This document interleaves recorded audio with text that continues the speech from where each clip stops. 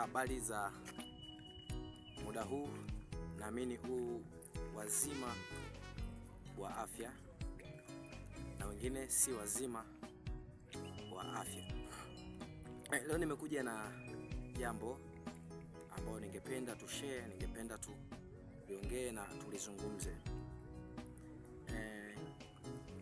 Kwa nini yakiwapata ama yakiwatokea majanga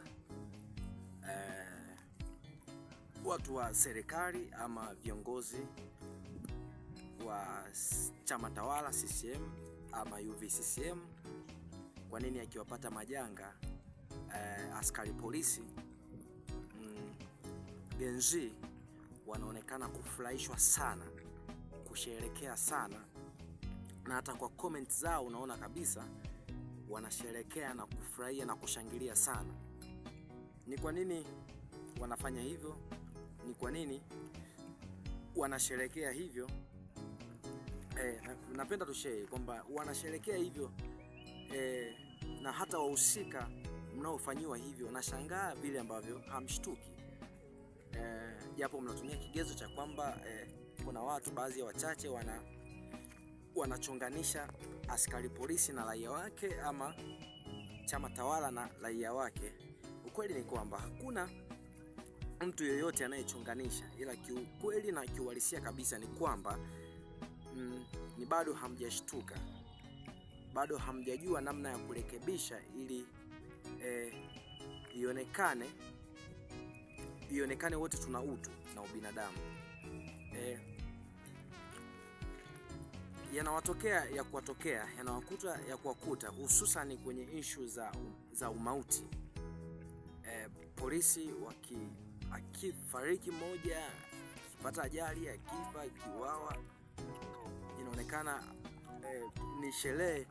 Gen Z wanafurahia sana, ama mtu yoyote wa CCM anafurahia sana, kwa sababu hamjashtuka kwamba kuna mistake ambazo mmezifanya na mnajizima data kana kwamba hakuna mistake mlioifanya. Kuna mambo ambayo mliyafanya ila mnajizima data kana kwamba hakuna mlilolifanya. Hebu jaribuni kutubu kwa hao Gen Z.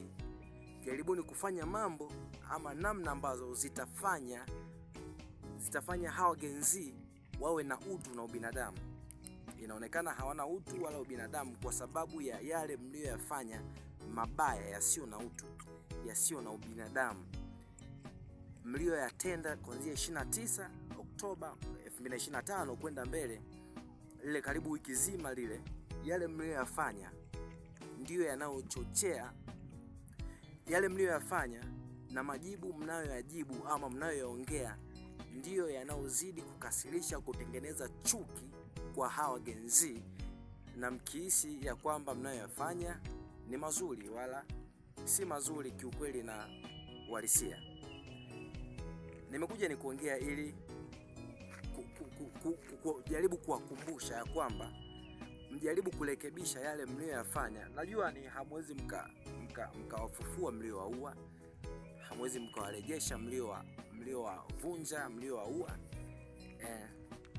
Wakati fulani mjaribu tu kushuka, kuonekana muwe wapole ili tulijenge taifa letu. Najua hili taifa letu sio la kwenu peke yenu, ni la raia wote wa Tanzania. Ili kulijenga inapaswa mshuke na kile mnachoita maridhiano. Baadhi ya watu ambao mliwapoteza mjaribu muwarejeshe, hata maiti zao mzirejeshe, na mliowafunga jela kwa pasipokuwa na hatia muwarejeshe, ili pengine walau Gen Z wanaweza wakaamua kufanya lolote juu yenu, kuwa na utu na ubinadamu huo. Asante.